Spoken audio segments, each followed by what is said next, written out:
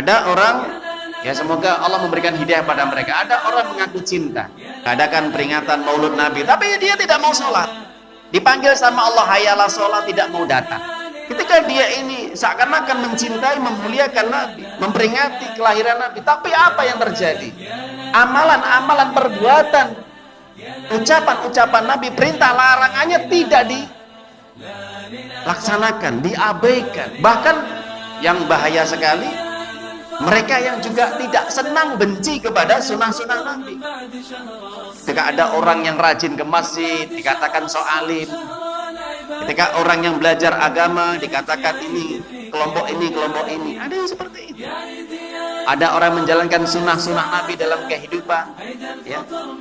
Pakai celana cingkrang, pakai sarung yang cingkrang, berjenggot, dianggap itu radikal, kelompok teroris dan sebagainya. Lah, yang mengatakan seperti itu katanya cinta Nabi. Kalau orang yang cinta Nabi tidak akan pernah keluar dari mulutnya dia mengolok-olok orang yang menjalankan sunnah Nabi. Bismillahirrahmanirrahim.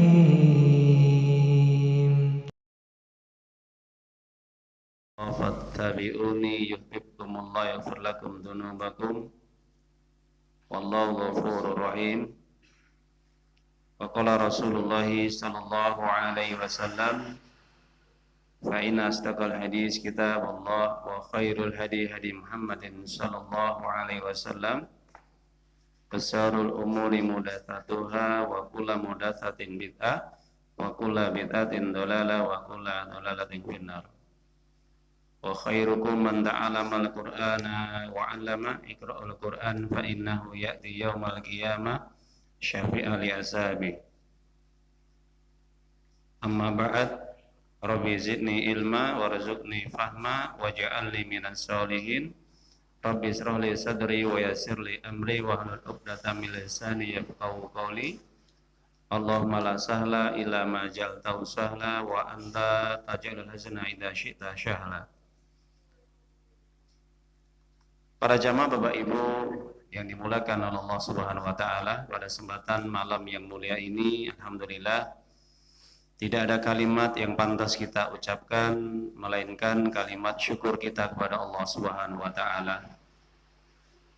Yang dimana pada saat yang mulia ini kita masih diberi kesempatan oleh Allah untuk bisa melaksanakan ibadah sholat maghrib berjamaah, kemudian dilanjutkan dengan kita bersama-sama untuk belajar, memahami, menghayati isi kandungan di dalam ayat-ayat Allah Subhanahu wa taala, dan juga memahami apa yang telah disampaikan oleh nabinya yang mulia Muhammad Rasulullah sallallahu alaihi wasallam.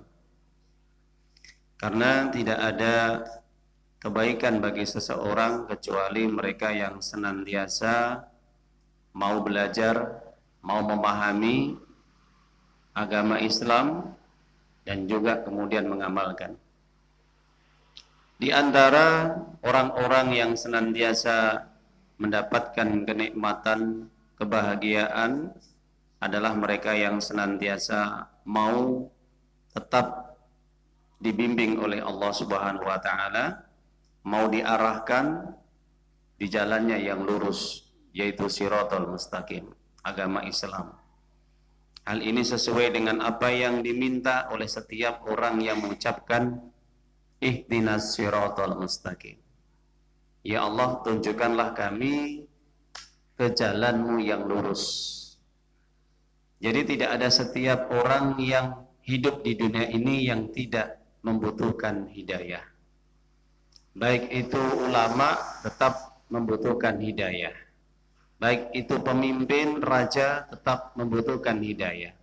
Baik itu rakyat kecil itu tetap membutuhkan hidayah. Orang kaya, orang miskin, orang pandai, orang bodoh, baik laki-laki, perempuan, muda dan tua tetap membutuhkan hidayah Allah Subhanahu wa taala.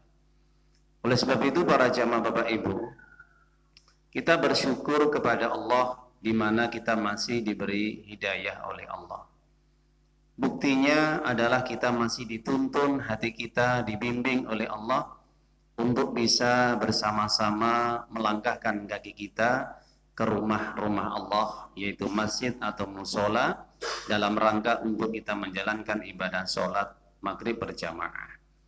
Siapapun orang kalau sudah dituntun hatinya dibimbing oleh Allah untuk melaksanakan kewajiban perintahnya, itu adalah tandanya orang-orang yang mendapatkan hidayah. Maka pernah kita sampaikan pekan kemarin, fabashir ibad alladzina istami'una al-qaul fayattabi'u ahsana. Jadi orang-orang yang diberi kabar gembira oleh Allah, orang-orang yang mendapatkan surganya Allah, orang-orang yang mendapatkan hidayah Allah adalah alladzina istami'una al-qaul, mereka yang mau mendengarkan apa yang disampaikan, difirmankan oleh Allah di dalam Al-Quran. Jadi kalau orang sudah mendengarkan dan dia mengikuti Al-Quran, maka ini tandanya orang yang diberi hidayah oleh Allah Subhanahu wa ta'ala. Orang yang mendapatkan hidayah Allah, pastinya nanti orang ini akan bahagia hidupnya. Orang yang bahagia hidupnya, pasti orang ini akan diselamatkan oleh Allah nanti pada hari kiamat. Dimasukkan ke dalam surga dan dijauhkan dari api neraka. Itulah orang-orang yang beruntung hidupnya. Oleh sebab itu, para jamaah Bapak Ibu yang dimulakan oleh Allah Ta'ala, maka pada dasarnya orang hidup itu cuman dua, taat atau maksiat. Kalau kita taat kepada Allah, pasti masuk surga. Kalau kita maksiat kepada Allah, pasti kita akan masuk neraka. Oleh sebab itu, Nabi kita yang mulia Muhammad Rasulullah SAW ini pernah menjelaskan dalam hadis Imam Bukhari, kullu ummati yadkhulunal jannah, setiap umatku pasti akan masuk surga, illa man abah, kecuali yang abah, kecuali yang enggan. Qalu wa man ya'ba ya Rasulullah. Kemudian para sahabat bertanya kepada Nabi, kira-kira siapa itu yang disebut aba yang enggan wahai Rasulullah? Qala man ata'ani dakhalal jannah wa man 'asani faqad aba. Siapapun orang yang hidupnya taat kepadaku, mengikuti syariatku, menjalankan tuntunan sunnah-sunnahku, maka dia akan masuk surga. Sebaliknya bagi siapapun orang yang dia durhaka kepadaku, tidak mau menjalankan syariat sunnah yang aku bawa, yang aku contohkan, maka itu tandanya orang yang enggan.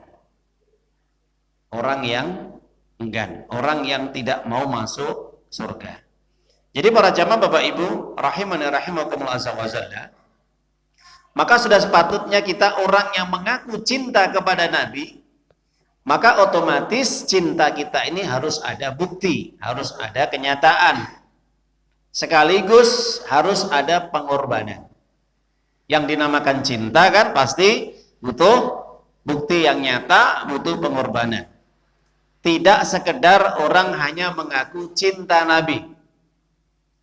Contohnya ketika banyak orang yang mengaku dia cinta kepada Nabi dengan merayakan, mengadakan, membuat acara-acara seremonial. Contoh, ketika di antara orang yang dia mengadakan acara Maulud Nabi, memperingati kelahiran Nabi, maka secara tidak langsung harus dia menjalankan, mengikuti apa yang telah dibawa oleh nabinya. Tidak hanya sekedar merayakan, tidak hanya sekedar hanya mengenang, tapi juga harus menjalankan, mengikuti syariat Islam yang dibawa oleh Nabi.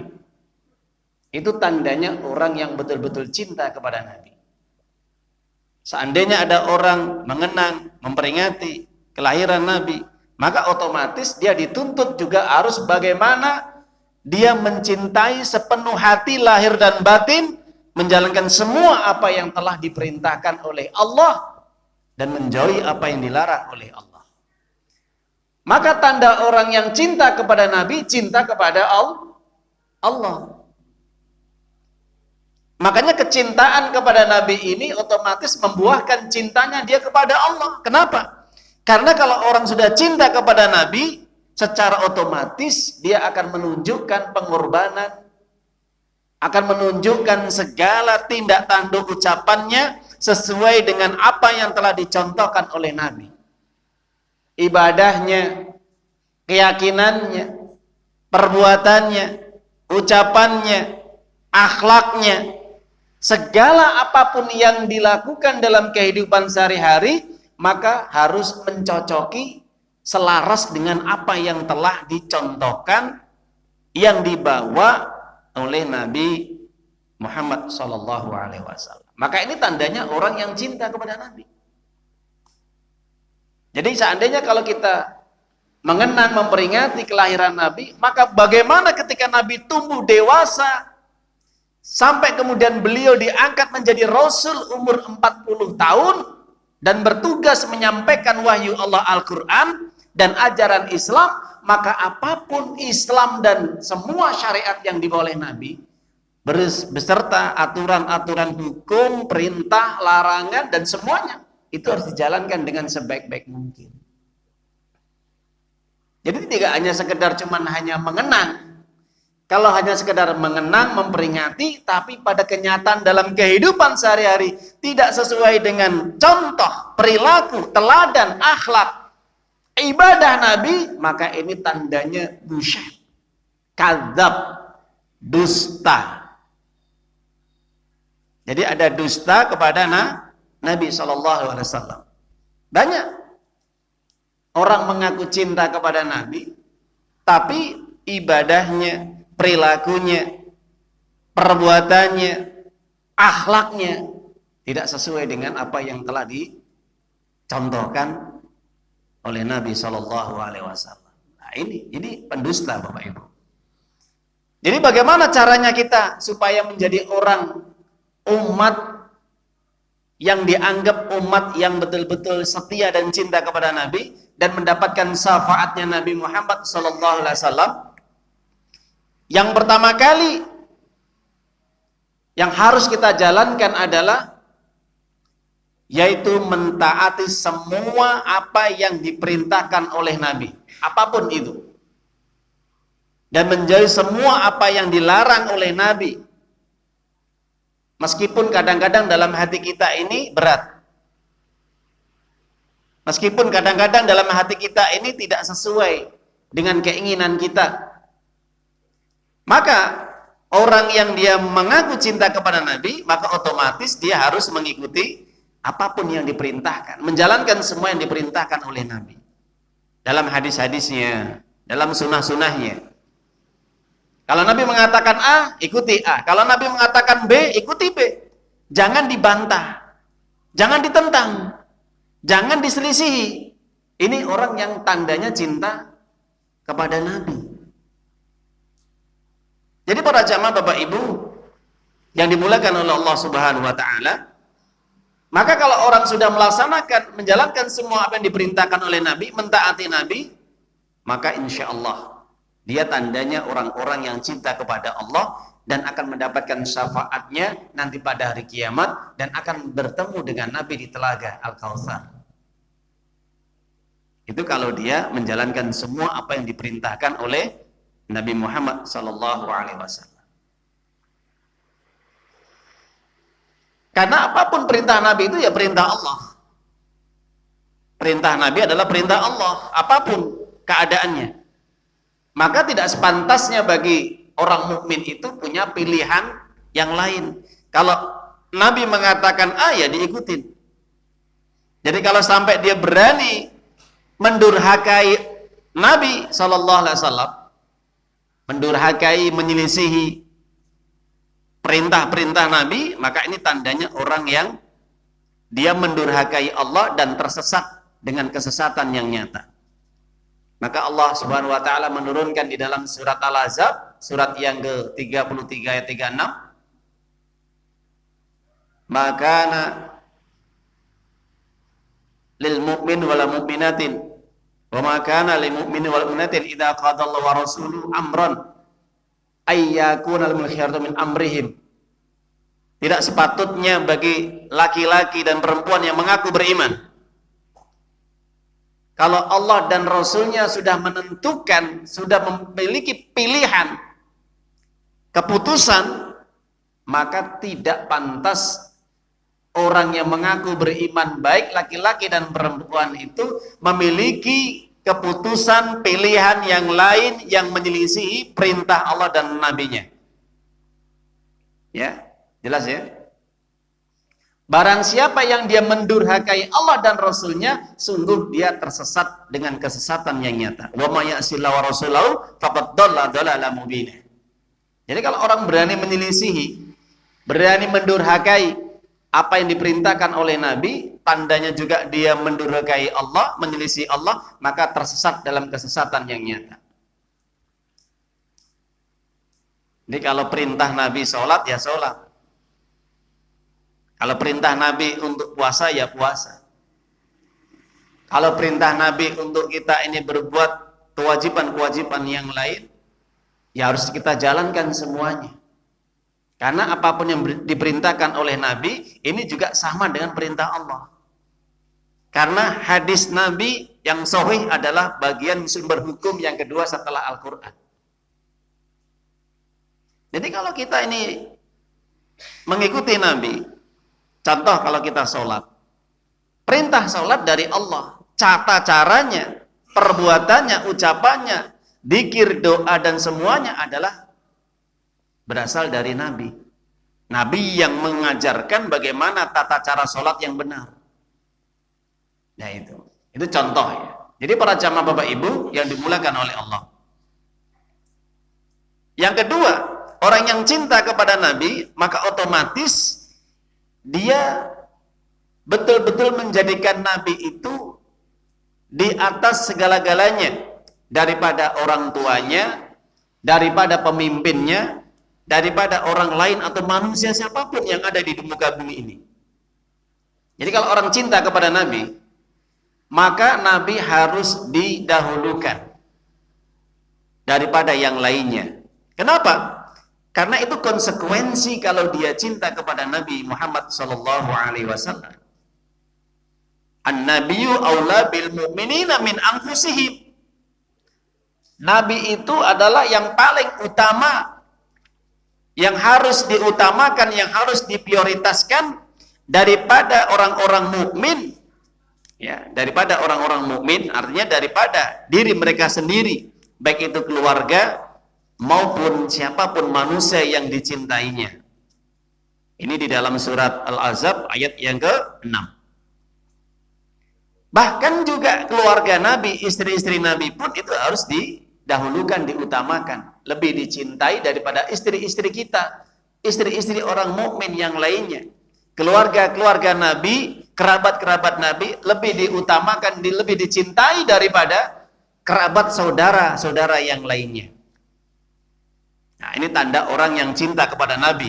Jadi Nabi itu harus aula bil mukminin. Ya. Min anfusihim wa azwajuhu ummahatuhum. Ini bisa dibuka di dalam surat Al-Ahzab surat 33 ayat yang ke-6. Bagaimana kita mengutamakan Nabi? Ya, apapun kalau ada persoalan itu tidak selaras dengan Nabi atau bertentangan dengan Nabi, maka Nabi harus diutamakan. Kecintaan Nabi mendahului, lebih prioritas daripada kecintaan kita kepada siapapun yang ada di dunia ini. Pernah kan Umar bin Khattab radhiyallahu an ini pernah mengatakan, "Ya Rasulullah, anta ahabu ilayya min mali." Ya. Bahwa engkau lebih aku cintai daripada hartaku dan juga daripada anak-anakku dan manusia seluruhnya, illa nafsi, kecuali diriku. La, la ya Umar. Setelah mendapatkan perkataan itu, Nabi mengatakan, belum ya Umar, kamu belum cinta kepadaku sepenuhnya. Ketika omongan Umar bin Khattab, wahai Nabi, engkau lebih aku cintai daripada harta-hartaku, daripada semua apa yang aku miliki, dan manusia seluruhnya, dan juga anak-anakku, kecuali diriku. Artinya, Umar ingin mengatakan, kalau ada yang cocok, ya saya ikuti, kalau nggak cocok, ya nanti dulu. Maksudnya gitu. Apa kata Nabi? Lah, belum, kamu belum cinta sepenuhnya kepada diriku. Maka Nabi mengatakan, la yu'minu ahadukum hatta akuna ahabba ilai min walidi wan nasi ajma'in. Kamu tidak dianggap menjadi orang mukmin yang benar, sempurna keimanannya, sampai diriku lebih engkau cintai daripada seluruh manusia, keluarganya, orang tuanya, dirinya, hartanya, semua apapun. Maka saat itu Umar mengatakan, wala anta ya Rasulullah, anta ahabba alayya min nafsi. Engkau lebih aku cintai daripada diriku sendiri. Jadi kalau orang betul-betul cinta kepada Nabi, lahir batin, maka apapun yang dicontohkan, diperintahkan, dilarang, itu harus diprioritaskan daripada dirinya, daripada keluarganya, daripada istrinya, daripada anak-anaknya, bahkan daripada pemimpinnya. Jadi kalau apapun bertentangan dengan Nabi, maka itu harus disingkirkan, harus diabaikan, harus dijauhkan, harus ditinggalkan. Itu kalau orang betul-betul mencintai Nabi, harus diutamakan di atas segala-galanya. Karena Nabi itu aula, lebih utama. Ingat perkataan, ya, pahami dalam ayat ini, Nabi itu lebih utama daripada orang-orang mukmin yang lainnya. Bahkan lebih utama daripada sahabat-sahabat Nabi yang lain. Pernah ketika Abdullah bin Abbas menyampaikan satu hadis kepada para sahabat yang lain, maka sahabat yang lain punya pendapat perkataan Abu Bakar dan Umar katanya. Jadi mereka lebih mengikuti pendapat Abu Bakar dan Umar. Apa kata Abdullah bin Abbas radhiyallahu anhu? Ibnu Abbas mengatakan, demi Allah, kalian akan dihancurkan oleh Allah kalau kalian mengatakan yang seperti itu. Kenapa? Aku mengatakan Nabi berkata, Nabi bersabda, sedangkan kalian mengatakan Abu Bakar dan Umar. Ini celaka kalian. Kalian celaka, kenapa? Aku sudah mengatakan hadis Nabi seperti ini, kalian punya pendapat yang lain. Ini celaka kalian. Kalian akan hancur. Nah, itu. Ini menunjukkan sekelas sahabat Abu Bakar dan Umar pun itu harus di bawah levelnya Nabi. Sebaik apapun sahabat Abu Bakar As-Siddiq dan sebaik apapun sahabat Umar bin Khattab, itu masih tetap harus di bawahnya Nabi. Jadi nggak boleh Abu Bakar Umar itu lebih unggul daripada Nabi Muhammad SAW. Jadi kalau ada perkataan, ucapan, ya, kalau itu bertentangan dengan Nabi, maka ucapan, perkataan itu harus dinomorduakan setelah Nabi Muhammad SAW. Ini bertentangan nggak? Kalau bertentangan ya jangan usah dipakai. Itu. Makanya Imam Syafi'i mengatakan, ajma'al muslimuna, kaum muslimin sepakat bahwa siapapun orang yang dia mendapati sunnah Nabi Muhammad SAW, penjelasan, keterangan sabda Nabi, jelas, hadisnya jelas, sahih, maka dia tidak halal, la yahillu ayada'a liqauli ahadin. Maka tidak halal, haram hukumnya meninggalkan sabda Nabi, perkataan Nabi, disebabkan karena dia hanya mengikuti ucapan orang lain. Disebabkan karena apa?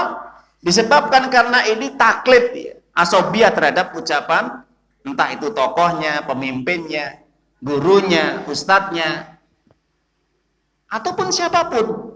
Ya, padahal jelas Nabi sudah mengatakan seperti ini, tapi ternyata dia punya pendapat yang lain. Maka ini orang yang tidak cinta kepada Nabi. Kadzab, bohong. Kenapa? Karena dia masih mengutamakan orang lain daripada Nabi. Dia lebih mengutamakan keluarga, bahkan gurunya, ustadznya, imamnya, pemimpinnya daripada Nabi Muhammad SAW.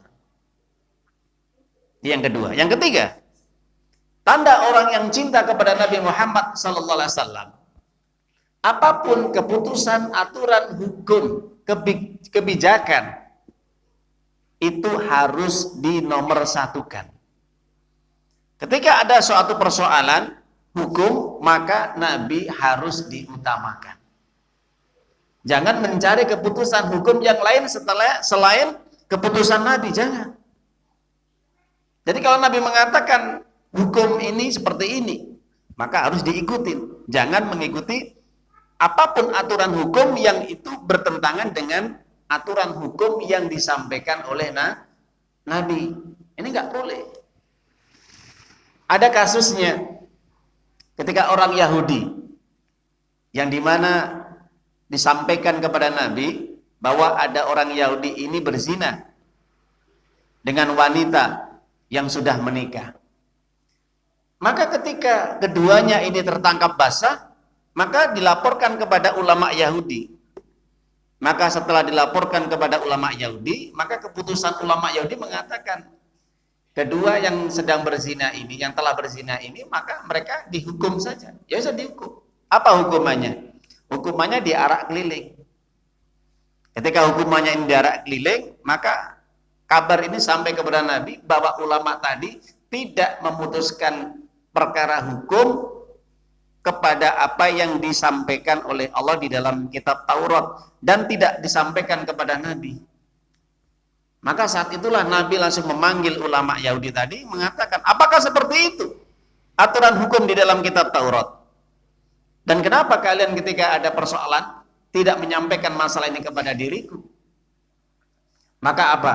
Kata ulama Yahudi tadi, ya seperti ini hukum di dalam kitab Taurat. Maka Nabi mengatakan, bohong, tidak seperti itu. Yang aku ketahui di dalam kitab Taurat bahwa orang yang sedang berzina, kalau dia sudah menikah maka harus dirajam. Kalau belum menikah mereka harus dicambuk 100 kali. Sama. Aturan hukum di dalam kitab Taurat, Zabur, Injil, dan di dalam Al-Quran itu sama. Orang yang berzina, ya, itu kalau sudah menikah itu dirajam. Dilempar batu sampai meninggal dunia. Kalau yang belum menikah itu dicambuk 100 kali. Maka langsung saja orang Yahudi tadi menyatakan, ya, ulama itu mengatakan, yang saya ketahui seperti ini. Maka ketika dibacakan, ternyata berdusta ulama Yahudi ini. Ada ayat-ayat yang disembunyikan, tidak mau disampaikan. Maka orang yang seperti ini diturunkan oleh Allah surat Al-Maidah surat yang ke-5 ayat 44, wa man lam yahkum bima anzalallah fa ulaika humul kafirun. Siapa pun yang tidak memutuskan hukum apa yang Allah turunkan secara benar di dalam kitab Taurat, Injil, Zabur, Al-Quran, maka dia termasuk orang-orang yang kafir kepada Allah, keluar dari agama Islam. Kalau dia itu menganggap itu benar, hukum selain Allah itu baik. Nah, itu. Dan kemudian para jamaah Bapak Ibu yang dimuliakan oleh Allah SWT, maka pernah juga dialami oleh orang-orang munafik, yang dimana orang-orang munafik ini kalau setiap ada persoalan masalah ini tidak mau hal ini disampaikan kepada Nabi, diajukan kepada Nabi sebagai hakim. Kenapa? Karena orang munafik itu kan hatinya itu kan gak suka dengan Nabi. Gak sukanya kenapa? Karena Nabi tidak bisa disogok. Nabi ini kalau memutuskan suatu perkara hukum itu tidak bisa disogok. Beda kalau hakim-hakim yang lain ini bisa disogok. Kalau punya uang, sogok dia, gitu. Supaya untuk memenangkan perkara. Maka orang munafik tahu Muhammad ini tidak mau disogok, karena dia tahu jujur adil. Maka saat itulah persoalan-persoalan yang menimpa mereka, orang-orang munafik itu, mereka lebih memilih kepada Ka'ab bin Ashraf. Ya. Maka Ka'ab bin Ashraf ini adalah mungkin di antara sesepuh pimpinan mereka yang bisa dibeli. Pinter memang, ya, pinter baca Quran, pinter juga menyampaikan agama, tapi bisa dipelintir-pelintir. Nah itu bisa dipelintir-pelintir, bisa diselewengkan ayat-ayatnya. Maka saat itulah Nabi ketika tahu persoalan orang-orang munafik ini, maka turun ayat di dalam surat An-Nisa, surat yang keempat, ayat yang ke-65 Allah turunkan. Untuk siapa? Orang-orang munafik. Fala rabbika la yu'minuna hatta yuhaqqimuka fima syajara bainahum. Ya. Demi Tuhanmu, ini sumpah ya. Demi Tuhanmu, pada hakikatnya mereka tidak beriman sampai mereka, siapa mereka? Mereka orang munafik. Mereka tidak dianggap beriman sampai menjadikan kamu, kata Allah, kamu siapa? Nabi Muhammad SAW sebagai hakim dalam memutuskan suatu persoalan hukum. Ya. Tsumma la yajidu fi anfusihim harajan mimma qadaita yusallim taslima. Sampai di dalam hati mereka tidak ada rasa berat, kecewa atas keputusan yang Engkau berikan kepada mereka. Sehingga mereka menerima sepenuh hati lahir dan batin. Jadi ayat ini diturunkan kepada orang-orang munafik. Tak kala orang munafik ini tidak mau ketika ada persoalan hukum itu, yang memutuskan itu Nabi nggak mau. Kenapa? Nabi tidak mau disogok. Lalu Nabi sendiri mengatakan dalam hadis Al-Hakim, hadis Sahih, laknatullah ar-rasi wal murtasi. Allah melaknat kepada siapapun orang ketika ada satu persoalan hukum, mereka berani sogok menyogok. Demi untuk memenangkan perkara. Siapapun yang disogok dan menyogok, mereka mendapat laknat dari Allah Subhanahu wa ta'ala. Jadi para jamaah Bapak Ibu, kalau orang cinta kepada Nabi, maka otomatis orang mukmin dia akan rela, dia akan menerima segala apapun yang diputuskan oleh Nabi Muhammad SAW di dalam Al-Quran dan juga di dalam As-Sunnah atau Al-Hadis. Bukan di dalam kitab-kitab yang lain, bukan. Tapi di dalam Al-Quran dan Hadis. Kenapa? Karena persoalan hukum itu sudah jelas, sudah paripurna, sudah lengkap. Nggak ada alasan yang lain manusia memilih selain aturan yang Allah turunkan. Ayo. Kira-kira ada yang adil selain Al-Quran Bapak Ibu? Ada yang lebih adil daripada Nabi di dalam hadis-hadisnya? Sunnahnya ada? Nggak ada. Mana buktinya Ustadz? Buka surat At-Tin. Ayat yang terakhir, ayat yang ke-8. Alaihissallahu biahkamil hakimin. Bukankah Allah itu adalah hakim yang paling adil di muka bumi ini? Ketika Allah menurunkan Al-Quran dan mengutus Nabi Muhammad SAW sebagai apa? Hakim. Sekarang kita tanya, kalau Nabi tidak adil, siapa yang ada lebih adil daripada Nabi? Jadi kalau orang mereka yang tidak mau menerima keputusan Nabi sebagai hakim dan tidak mengakui Nabi ini manusia yang paling adil, persis sebagaimana orang Khawarij. Tahu Bapak Ibu orang Khawarij? Orang Khawarij itu kelompok yang dimana keluar dari kekuasaan Islam atau pemerintahan Islam. Itu orang Khawarij. Pada zaman Ali, dia tidak mau menerima keputusan Ali. Akhirnya memberontak. Ya. Jadi Khawarij ini adalah kelompok yang memberontak, yang memusuhi pemerintahan Islam. Pemerintahan Islam yang menegakkan hukum Allah, itu namanya Khawarij. Bedakan loh ya. Jadi orang Khawarij kelompok adalah yang memberontak keputusan Ali di Nahwarain. Ya. Maka awalnya munculnya Khawarij itu ada Dzulqaisirah, seorang yang botak, ya, sok pinter dia datang kepada Nabi ketika Nabi ini membagikan ghanimah kepada para sahabat-sahabat yang lain, maka orang Khawarij ini, pentolannya Dzulqaisirah mengatakan, "Ya Rasulullah, adilah kamu ketika membagikan ghanimah." Ya kurang ajar kan? Bayangkan, menyebut Nabi ini tidak adil. Adillah kamu ketika membagikan harta rampasan kepada orang-orang itu. Apa kata Nabi jawabannya?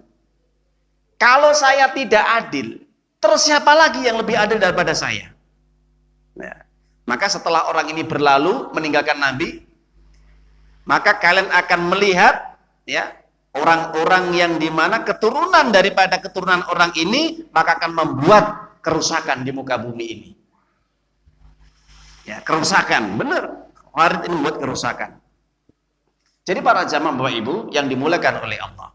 Maka kalau kita kembali kepada ayat-ayat dan hadis Nabi, maka orang yang cinta kepada Nabi, maka dia akan betul-betul rela pasrah sepenuh hati, lahir dan batin, apapun yang diputuskan oleh Nabi Muhammad SAW itu yang paling terbaik. Itu yang paling indah, itu yang paling mulia, dan itu yang paling selamat. Ya, karena tidak ada yang paling baik, yang paling selamat kecuali apa yang diturunkan oleh Allah di dalam Al-Quran dan Sunnah Nabi. Jadi para jamaah Bapak Ibu yang dimuliakan oleh Allah, maka kalau kita simpulkan 3 perkara ini, di antara tanda orang yang cinta kepada Nabi adalah mengikuti, menjalankan semua perintah Nabi dan menjauhi larangannya. Yang kedua, mendahulukan Nabi daripada semua orang manusia yang ada di dunia ini. Yang ketiga, menjadikan Nabi sebagai keputusan hakim dalam memutuskan satu persoalan. Kalau Nabi sudah meninggal, dia mewariskan Al-Quran dan hadis ini yang bisa memberikan keputusan dengan sebaik-baik dan seadil-adilnya. Maka kalau ada orang yang mengaku dia cinta kepada Nabi, kemudian dia tidak mau menjalankan perintahnya, tidak mau sholat, tidak mau puasa, tidak mau mencari ilmu, tidak mau belajar, tidak mau mentaati perintah-perintah Allah, kira-kira cintanya ini diterima nggak Bapak Ibu? Ya, ada orang, ya semoga Allah memberikan hidayah pada mereka. Ada orang mengaku cinta, mengadakan peringatan Maulud Nabi, tapi dia tidak mau sholat. Dipanggil sama Allah, hayalah sholat, tidak mau datang. Ada yang gitu, ya. Ketika dia ini seakan-akan mencintai, memuliakan Nabi, memperingati kelahiran Nabi, tapi apa yang terjadi? Amalan-amalan perbuatan, ucapan-ucapan Nabi, perintah larangannya tidak dilaksanakan, diabaikan. Bahkan yang bahaya sekali, mereka yang juga tidak senang, benci kepada sunnah-sunnah Nabi. Ketika ada orang yang rajin ke masjid, dikatakan so'alim. Ketika orang yang belajar agama, dikatakan ini, kelompok ini, kelompok ini. Ada yang seperti itu. Ada orang menjalankan sunnah-sunnah Nabi dalam kehidupan. Ya, pakai celana cingkrang, pakai sarung yang cingkrang, berjenggot, dianggap itu radikal. Kelompok teroris dan sebagainya. Lah, yang mengatakan seperti itu, katanya cinta Nabi. Kalau orang yang cinta Nabi tidak akan pernah keluar dari mulutnya dia mengolok-olok orang yang menjalankan sunnah Nabi. Nah, bahaya ini Bapak Ibu, ya. Di tengah-tengah masyarakat kita ini bahaya. Kalau ada orang yang mengolok-olok, mencap kelompok ini radikal, kelompok ini aliran keras, ya, bahkan dia membenci sunnah Nabi, maka ini orang yang tidak akan pernah dia mencium baunya surga dan tidak akan pernah mendapatkan syafaat Nabi nanti pada hari kiamat.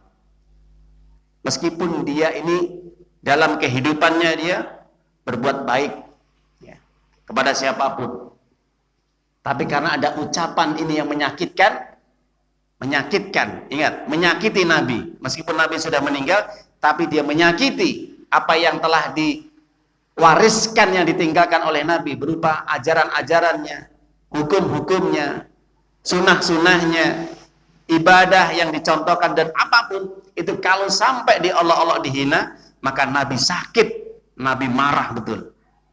Jadi para jamaah Bapak Ibu yang dimuliakan oleh Allah, itu diantara orang yang cinta kepada Nabi. Maka kalau orang sudah cinta kepada Nabi, maka dia harus berkorban, dia harus betul-betul memberikan apa yang terbaik bagi Nabinya yang mulia sallallahu alaihi wasallam. Maka ini bisa kita buka di dalam surat Al-Imran, surat yang ketiga ayat 31. Qul in kuntum tuhibbunallah fattabi'uni yuhibbukumullah yaghfir lakum dzunubakum wallahu ghafurur rahim. Katakan wahai Nabi kepada umatmu, kalau dia benar-benar cinta kepada Allah, maka ikutilah diriku. Tandanya kalau orang cinta kepada Allah, ikutilah Nabi. Maka Allah akan mengampuni dosa-dosamu dan mengampuni kesalahanmu, dan kamu akan dimasukkan ke dalam surga. Jadi para jamaah Bapak Ibu yang dimuliakan oleh Allah, itu yang kami sampaikan. Kita azan dahulu. Subhanahu wa ta'ala. Para ulama menjelaskan, ya, perhatikan, para ulama menjelaskan. Kalau kita ingin melihat orang yang betul-betul cinta kepada Nabi, maka perhatikanlah kehidupannya. Kalau kita ingin melihat tanda orang yang cinta kepada Nabi, wa idza kana ahabba ayanduro hubur Rasul. Kalau kita ingin melihat siapa orang yang cinta kepada Nabi, maka perhatikanlah kehidupannya. Lihatlah bagaimana ibadahnya. Lihatlah bagaimana akhlaknya. Lihatlah bagaimana ucapannya. Lihatlah bagaimana perbuatannya dan sifat-sifatnya. Itu tandanya orang yang cinta kepada Nabi. Kalau orang yang betul-betul kita ingin tahu, maka perhatikan kehidupannya.